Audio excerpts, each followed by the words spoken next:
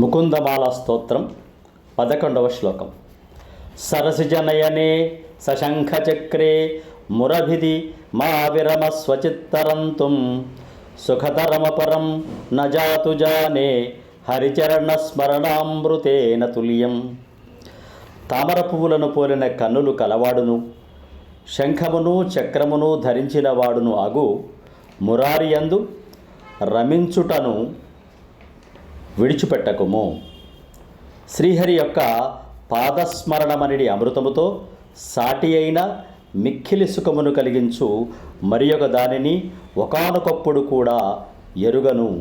ఓ మనసా, హరిపాదములు ఆశ్రయింపుమా అని శ్రీ కులశేఖర ఆళ్వార్లు తమ యొక్క మనస్సు ఎల్లప్పుడూ ఆ శ్రీకృష్ణుని పాదపద్మముల యందునే రమించాలని కోరుకున్నాడు. స్వస్తి.